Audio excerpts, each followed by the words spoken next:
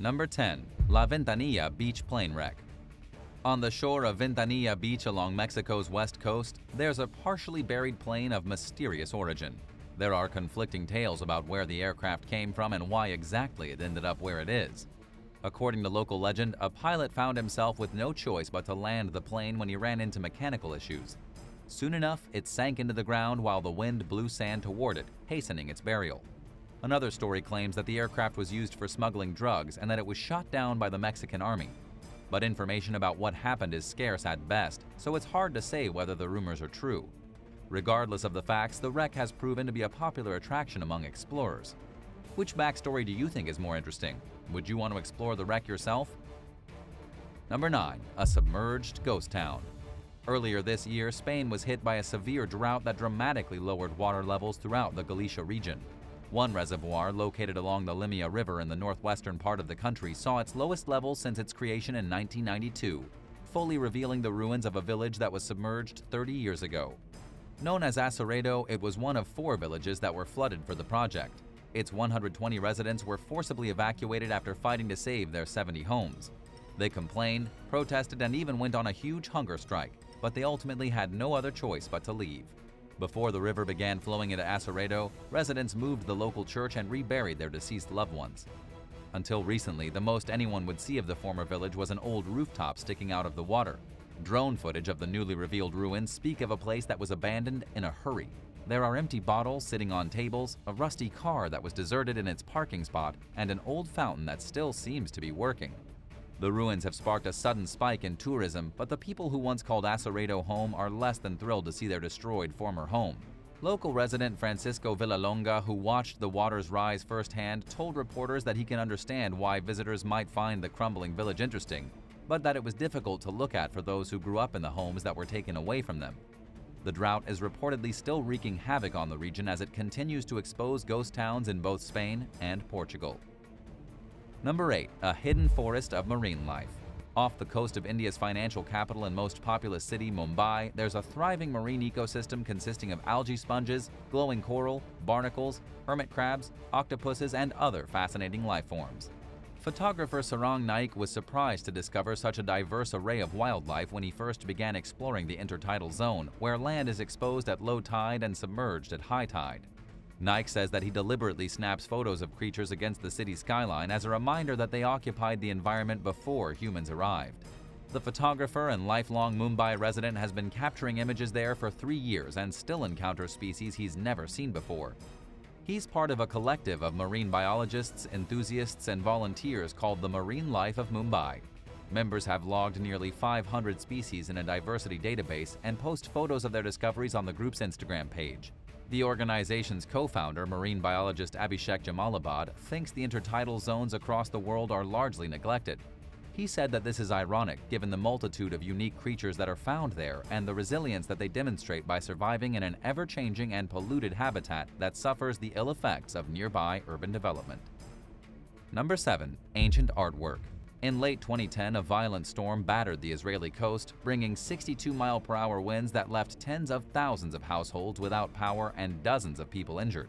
While walking along the shore in the city of Ashkelon after the storm, a local resident discovered a headless and armless white marble sculpture of a woman wearing a toga and sandals. It was found half buried near pieces of a mosaic floor that are believed to have come from a Roman bathhouse. The artifacts came from a cliffside archaeological site that collapsed during the storm. Yigal Israel, an archaeologist with the Israel Antiquities Authority, told reporters that the 4-foot-tall, 440-pound statue likely dates back to sometime between 1700 and 2000 years ago during the Roman occupation of western Judea. Speaking with Israeli newspapers, he said that the statue may represent the goddess Aphrodite and was likely imported from Italy, Greece, or Asia Minor. Sadly, the storm was responsible for more destruction than anything. It caused serious damage to the coastal archaeological site and ancient port at Caesarea and washed away far more artifacts than it revealed. In fact, a colleague of Israel said that they would have been happier if the artifacts had remained hidden and protected. Number 6. Historic shipwrecks. During a series of winter storms early last year, 2 historic shipwrecks were revealed along England's Suffolk coast. While walking along Cova Height Beach with his wife, Saxmundham resident Stephen Sugg and his wife spotted some wood sticking out from the sand. It turned out that the wood was the remains of a ship's hull, which was built using wooden trenails sometimes between the 13th and 19th centuries. Evidence of the vessel first appeared in 2016 before being quickly reburied by coastal sediment. The hostile weather also revealed part of a similarly built wooden ship in Torpenes, roughly 20 miles south of where the first vessel was discovered. When conservation specialist Nicholas Meller first encountered the wreck, he thought it was driftwood. But he took a second look and realized that what he had stumbled upon was too large to be debris. He explained that the ship was likely a warship or a type of coal-carrying cargo ship known as a collier. At the time of their discovery, COVID-19 restrictions prevented experts from visiting the shipwrecks. With only photos to examine and draw conclusions from, it was hard to make any solid factual statements. Archaeologist Andy Sherman speculated in an interview that one of the ships appeared to be made using an unusual technique called double-hull planking. The technique was used mainly in the late 16th and early 17th centuries and is documented in historical records, but there's only one well-known example in the archaeological record, which would qualify the recently discovered wreck as both rare and exciting if Sherman's suspicions were confirmed. Number 5. Spanish Stonehenge.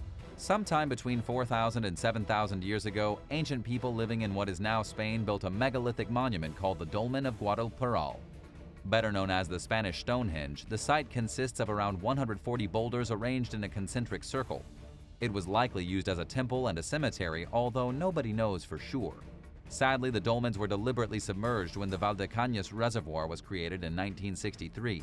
The area's younger residents were left feeling curious about the landmark that their elders spoke of, but that they had only seen peeking out of the water's surface at best. The dolmen were fully exposed for the first time in decades during a drought in 2019. Those who had longed to see the Spanish Stonehenge found the site to be both awe-inspiring and alarming. Constructed from highly porous stone, the megaliths bore obvious signs of erosion, cracking, and other damage. Recognizing their historical importance, residents urged officials to remove and preserve the structures. Ángel Castaño, who heads the local cultural association, said that the monument was located in one of the few spots in the river that were shallow enough to cross, and that it may have served an economic purpose in addition to its religious significance. But the dolmens are largely a mystery surrounded by many unanswered questions, including the meanings of some of their engravings. The site's future hangs in the balance as the repeated outcries for its preservation appear to fall on deaf ears and continue to go unanswered by the Spanish government. Why do you think the Spanish government chose this incredible historical site as the location for a reservoir rather than preserving it? Share your theories in the comments and make sure to like and subscribe as well. Number 4. A seaplane in the desert. Built during the 1930s and 40s, the PBY-5A Catalina was one of the most widely used seaplanes that participated in World War II. After the conflict ended, many of these planes fell into civilian hands. Retired businessman Thomas Kindle bought his own Catalina and converted it into a luxury flying machine. During a sightseeing trip around the world with his family in 1960, he parked the plane on a Saudi Arabian beach off the Strait of Tiran. They heard shouting during the night, but ignored it. The next morning, the travelers encountered fierce gunfire. Kindle tried to get the plane started, but he didn't get it very far before it hit a coral reef and ran aground. The Saudi military had mistaken the group for Israeli commandos and took them to Jeddah to be interrogated. Thankfully, the misunderstanding was sorted out with the American ambassador's help, and the family was released. But the Saudi government refused to take responsibility for the fate of Kindle's plane, which has sat abandoned along the shoreline ever since. Number 3. An ancient palace. During the 15th century BC, a kingdom called the Mitanni Empire ruled over an area that encompassed parts of modern-day Iraq, Turkey, and Syria. When the short-lived dynasty fell to the Assyrians during the 14th or 13th century BC, its conquerors destroyed its culture, leaving very little behind in the way of historical records and archaeological evidence. Consequently, the Mitanni people's origins, ethnicity, and lifestyle are largely a mystery. Even their capital city, Taidu, has never been found. In 2019, a drought drastically lowered the water levels of the Mosul Dam in northern Iraq. The receding reservoir exposed the ruins of a Mitanni city called Kemune, giving archaeologists a rare opportunity to explore the site after first discovering it in 2010. They found a palace with 20-foot-high walls that once featured vivid paintings. Located to the south of the city, the royal residence overlooked the Tigris River. It's one of just 4 Mitanni palaces ever found, and unlike the other 3 which sat along the empire's outskirts, it was in the heart of Mitanni territory. The team also found 10 clay tablets inscribed with Mitanni cuneiform, one of the earliest known forms of writing. A translation of one tablet suggests that the city's real name was Zakiku, rather than Kemune. It wasn't long before the site was once again underwater, leaving researchers with no choice but to wait until it's exposed again to further investigate.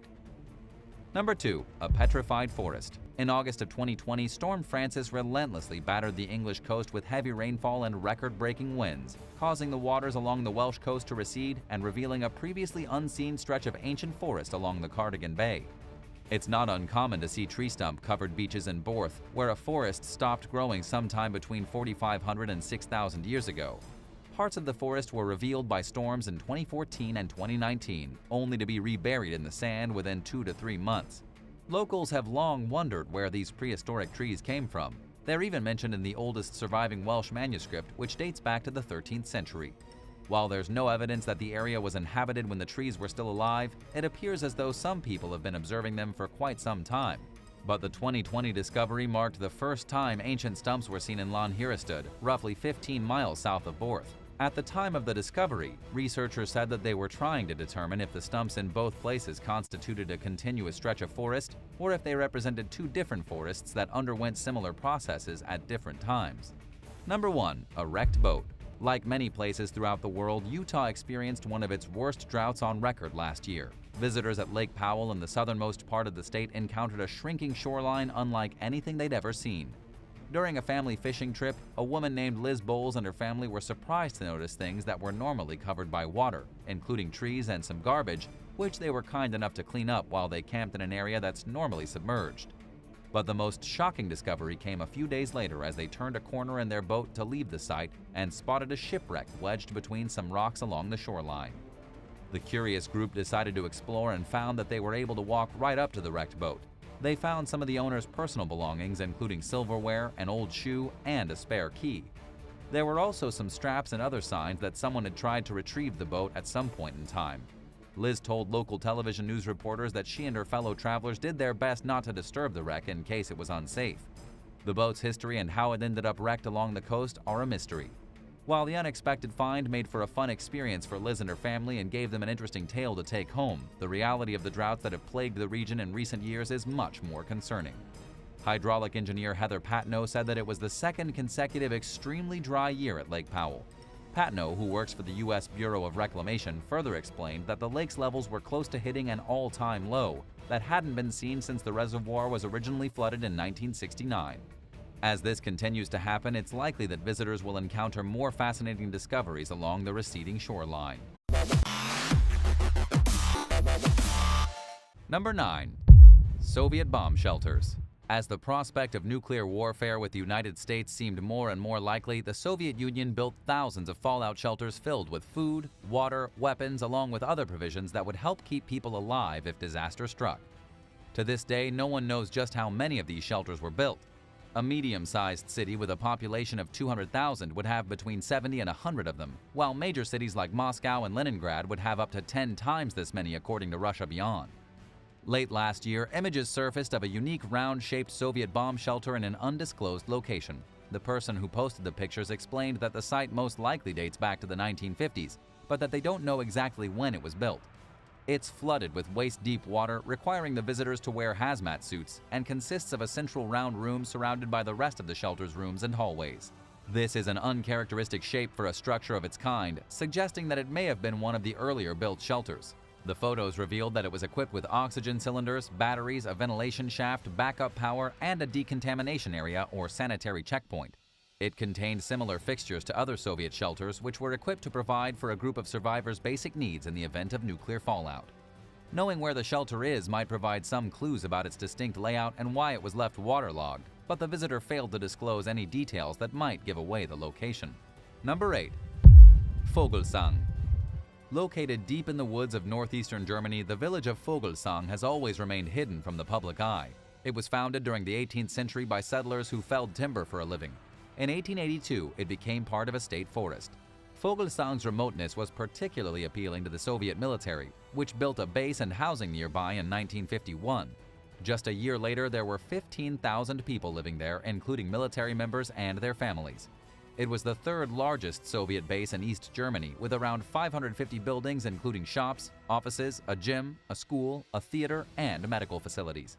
The Soviets managed to keep Fogalsung a complete secret from German civilians, moving nuclear weapons into the city right under the population's nose.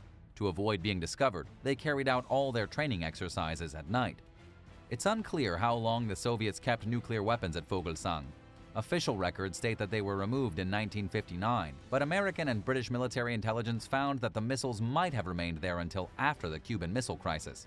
The Russian military abandoned the site in 1994, leaving behind communist-era relics including an obelisk featuring a carving of Vladimir Lenin and artwork depicting soldiers, military equipment, workers, and farmers. They also left behind evidence of the seemingly normal residential life that the population enjoyed, including liquor bottles and other everyday items, sports equipment, and murals featuring nature scenes, dancers in traditional Russian dress, and cartoon characters. All the buildings at Fogalsung have been demolished, but a few photographers managed to capture pictures and footage of the ruins before they were destroyed. Number 7. Binka. Russia's Kamchatka Peninsula was once home to a top-secret submarine base and military town called Binka. Located in the country's far east, the site was established during the 1960s. The residential area consisted of 8 apartment buildings ranging from 3 to 5 stories high, a kindergarten and a school, a hostel, a post office, a grocery store, and a club for entertainment. All the necessary installations were built on the military portion of the property, including barracks, storage facilities, a commandant's offices, a headquarters building, a boiler room, a diesel substation, and a warehouse for fuel. A supply ship stopped at Binka once weekly with food, essential items, and mail. It was the remote settlement's only connection to the outside world. There was no land route between Binka and other cities, and the only way to reach it was by boat or helicopter.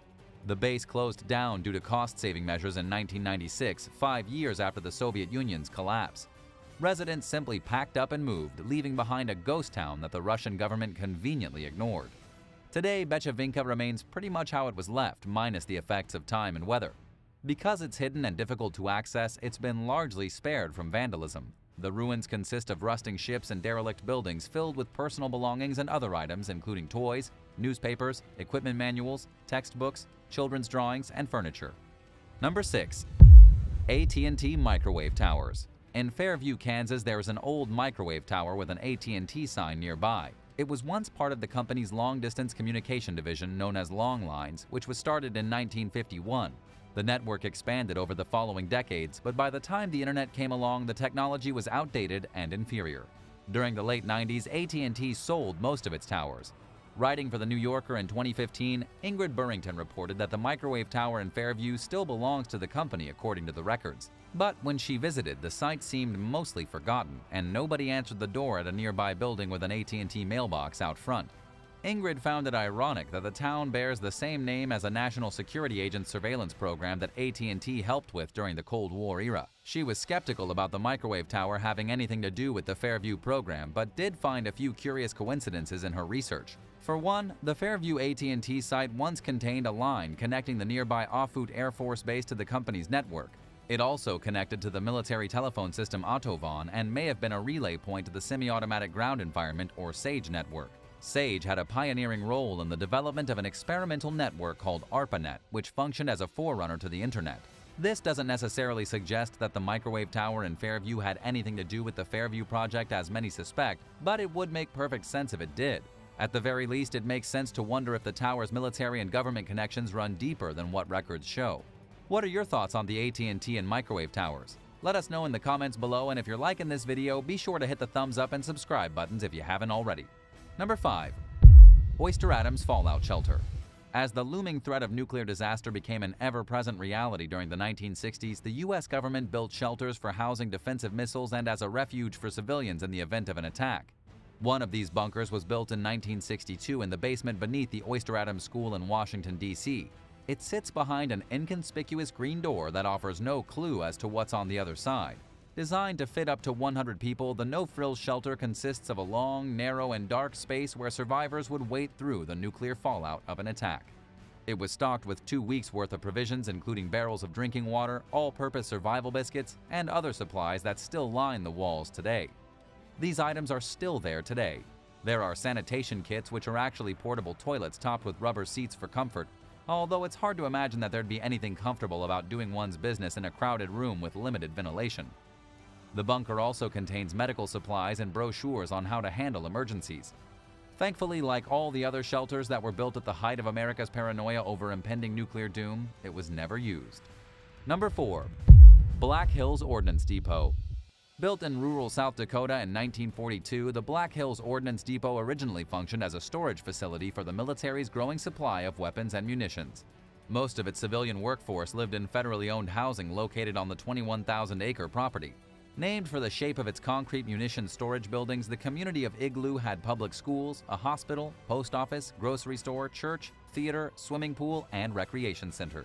With so many soldiers off to war, the facility hired workers from outside the traditional labor pool of military-aged men, turning to women and Native Americans to fill its open positions. Igloo was both a melting pot and a peaceful blue-collar community where residents got along despite their ethnic differences, which was unusual for the time. Its population fluctuated, peaking at around 4,200 residents in 1945. After the war, the staffing needs decreased, leaving around 1,800 residents. As the Vietnam War ramped up during the 1960s, the U.S. government cut military spending anywhere it could in order to fund the conflict, and the decision was made to permanently close the depot. Some of the structures, including the homes, were relocated or dismantled. The remaining 575 munitions buildings at the site have sat empty since 1967. In 2016, they were purchased by the Vivos Group, which is redeveloping the property into a survival complex. The former storage buildings are being converted into bunkers where owners can seek refuge during a catastrophic event.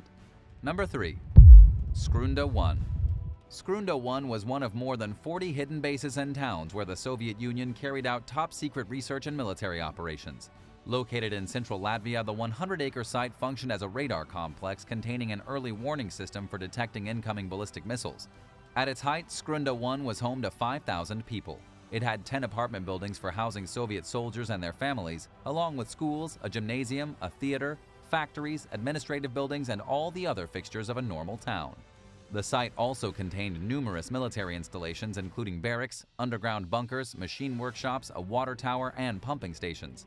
After the Soviet Union fell, the Latvian government made it clear that it wanted the Russians to leave.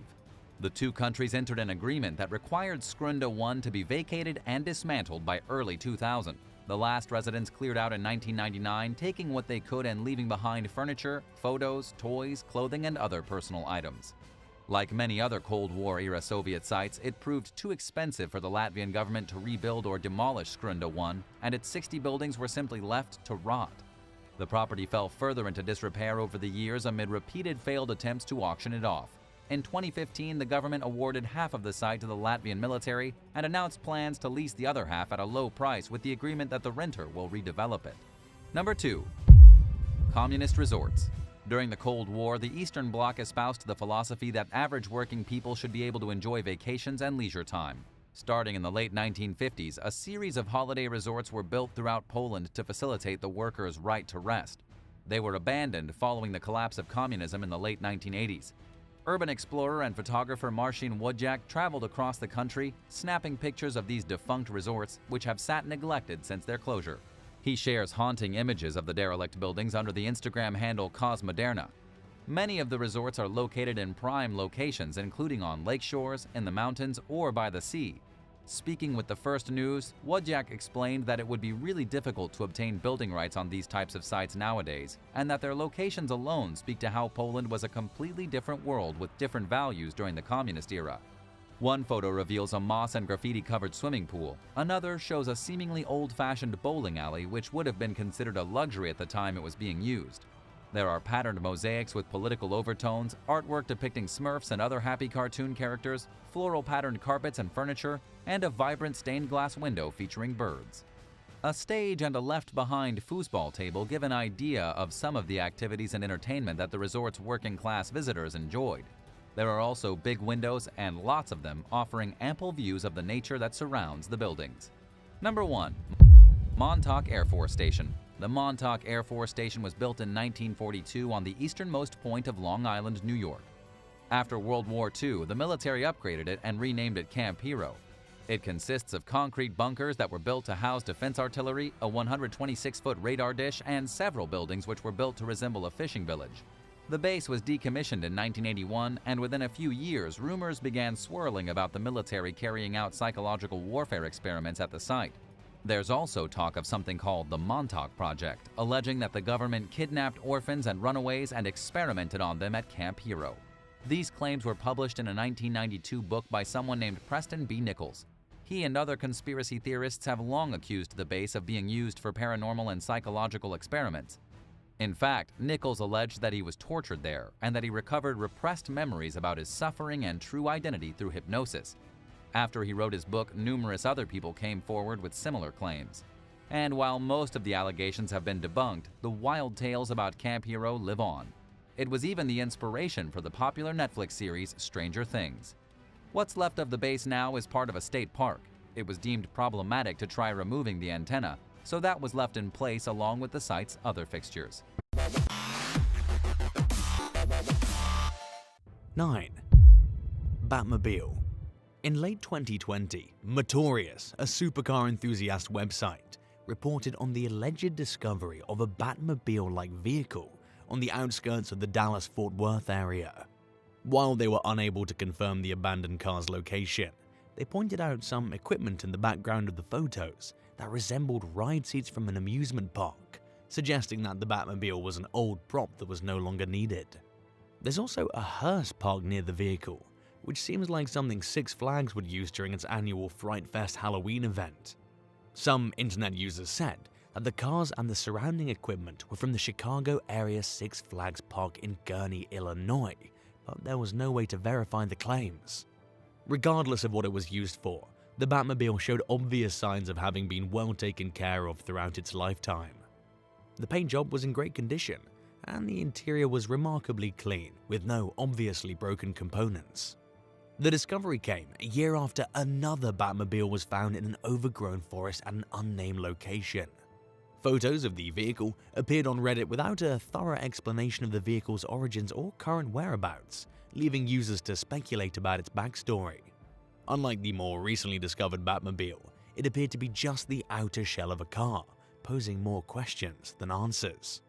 8. Caesarea Sunken Treasure. Zvika Fire was only expecting to see some fish and perhaps the remnants of a shipwreck when he went scuba diving one morning in 2015 off the Israeli port town of Caesarea. But when something glimmered in the corner of his eye, he was compelled to investigate further.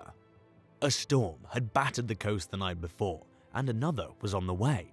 But as an experienced diver, Fair felt comfortable taking a few extra minutes to take a closer look at what he initially thought was a candy wrapper. And it's a good thing he did.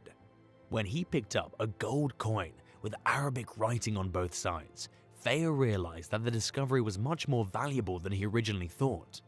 As he and his friends continued sifting through the sandy sea bottom, they found even more coins. They contacted the authorities, who sent archaeologists from the Israeli Antiquities Authority to the scene. At first, the experts were upset with Fair and his friends, and they even suspected the group of looting. But they explained that they were worried that the impending storm would wash the coins back out to sea, and even dove back in and helped the authorities find more of the ancient coins.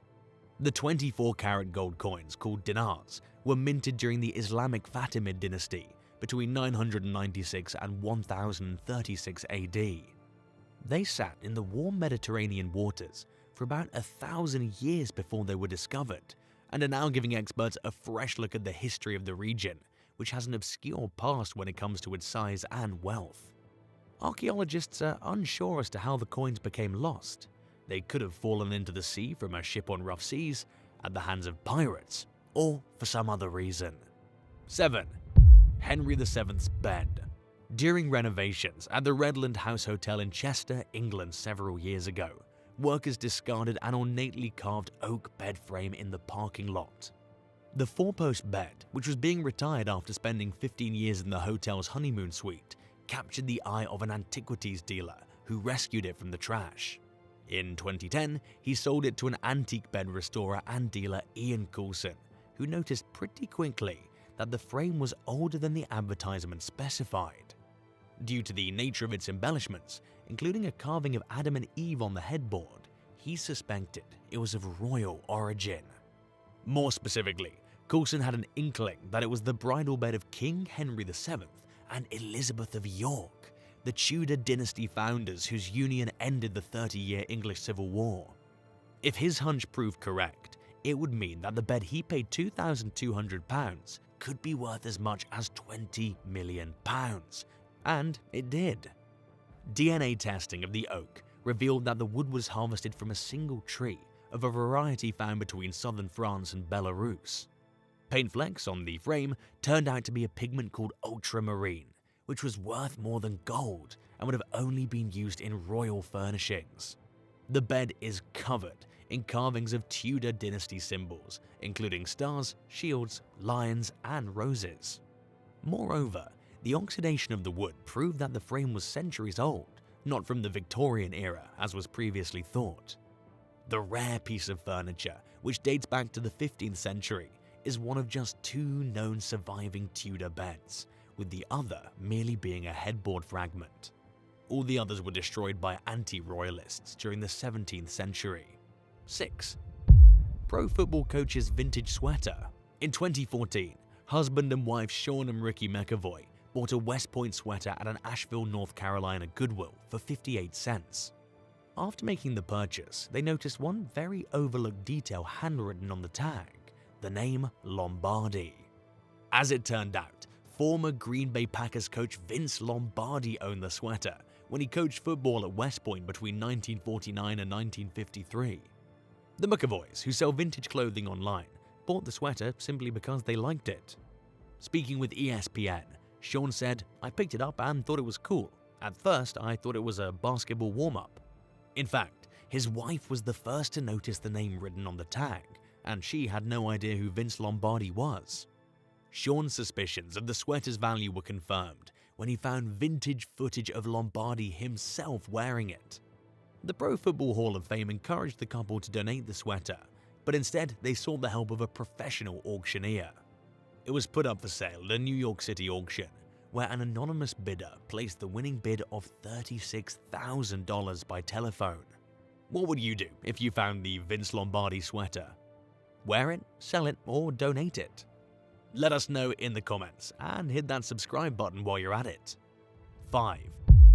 Mayan mural. During home renovations in 2007, a family in Chagil, Guatemala discovered an ancient Mayan mural beneath layers of paint in their kitchen. Homeowner Lucas Asicona Ramirez was chipping away at plaster when he noticed the centuries-old artwork. He eventually uncovered the entire multi-wall piece, which depicts human figures wearing a combination of Spanish and traditional Maya clothing. Some of the figures, who appear to be holding human hearts in their hands, may represent a so-called conquest dance, in the words of Boston University archaeologist William Saturno, who spoke with National Geographic about the discovery. A conquest dance is a special ceremony that's still performed today.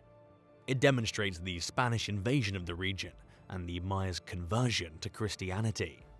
It was the first time in centuries that the mural was exposed to air and light, and it quickly began to fade. In the meantime, experts scrambled to learn as much about it as they could. The artwork suggests that Ramirez's house was once the residence of an important person. Unfortunately, the home's history and past occupants are a mystery. 4. Legendary manuscript. Back in 1991, a Hollywood, California librarian named Barbara Testa was going through a trunk that had belonged to her grandfather. That's when she discovered an original 665-page draft of Mark Twain's classic Adventures of Huckleberry Finn. The handwritten manuscript contains the first half of the historic tale. The other half has been in the possession of the Buffalo and Erie County Public Library since the 1880s. Testa's grandfather, James Fraser Gluck, was one of the library's early benefactors. He'd requested the manuscript from Mark Twain himself, and the first half, which was shipped separately from the second half, somehow ended up in his attic trunk. Scholars and librarians, who'd been searching for the missing section for decades, suspected that Testa's grandfather may have forgotten he even had it. The story in the manuscript differs quite a bit from the final version that was released to the public, offering a never-before-seen look at the legendary author's first rendering of the Huckleberry Finn story. And in addition to its historic value, it's worth a lot of money. Testa originally planned to auction off the partial manuscript through Sotheby's, hoping to rake in at least $1.5 million. But the Buffalo Library sued and won, and now owns the entire manuscript. 3. Recovered modern masterpieces. In recent years, several of Nigerian painter Ben Nwanwu's missing masterpieces have reappeared. Nwanwu created 3 versions of his famed 1974 portrait of an Ife princess named Adetutu Ademiluyi, or Tutu for short, and all 3 vanished. In 2017, family in North London approached Giles Pepiat, the director of modern African art at Bonham's auction house, and asked him to authenticate what they believed was an authentic tutu. Pepiat is used to people bringing him suspected originals that usually turn out to be worthless copies, so at first he didn't hold his breath at the family's request. But he was pleasantly surprised to see that the painting was, in fact, the real deal. Speaking with The Guardian, Pepiat described it as the most significant discovery in contemporary African art in over 50 years. The masterpiece sold for $1.67 million, making it the most expensive Nigerian modernist painting ever sold at auction. Another Nwanwu painting, a 1971 portrait titled Christine, was rediscovered in 2019. The masterpiece was created for a man named Elvis Davis who'd commissioned his wife's portrait. It was subsequently handed down through generations of their family. The painting remained on the wall for many years, but it eventually ended up in storage. When family members went through the storage years after Christine had passed away, they examined the signature on the portrait and Googled Nwanwu's name, only to realize that the painting was the handiwork of one of the most praised modern African artists. Christine fetched $1.4 million, nearly as much as Tutu, and several times more than its pre-auction high estimate of $192,000 at Sotheby's London. 2. Roman Villa. In 2016, homeowner Luke Irwin installed electrical cables outside his Wiltshire, England home so that his kids could play table tennis in an old barn on the property. In the process, he discovered remnants of what he suspected might be a historically significant structure. He alerted archaeologists, who spent 8 days unearthing a well-preserved Roman villa that once belonged to a very wealthy family. It may be one of the largest structures of its kind found in the UK, according to experts, who spoke with the Belfast Telegraph shortly after the discovery.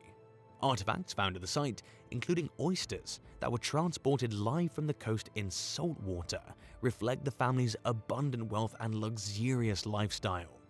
The team also found coins, jewelry, animal bones, a Roman-era well, and a casket. They concluded that the villa was built sometime between 175 and 220 AD, and compared it to the Chedworth Roman Villa, one of Great Britain's grandest structures from the time period.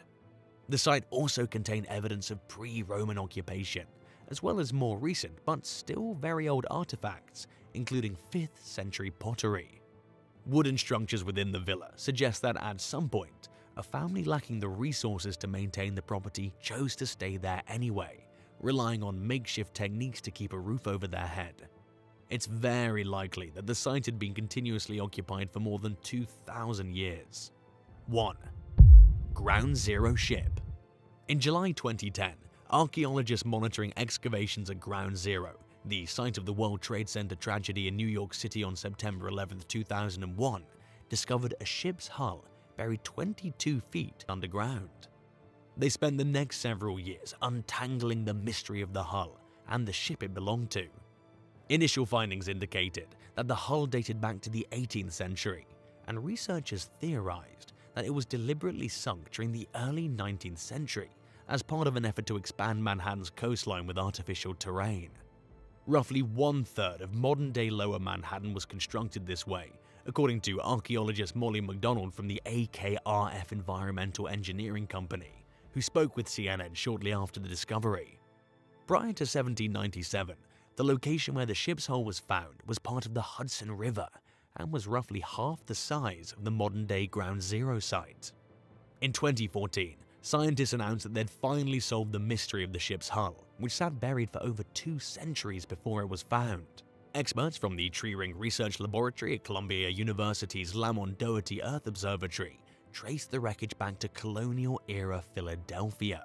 An old-growth forest in the Philadelphia area supplied the white oak used in the ship's frame, a statement from the scientists explained, adding that the trees were probably cut sometime around 1773, shortly before the American Revolution. Using a process called dendroprovenancing, the researchers analyzed tree rings from wood samples to determine the ship's origin.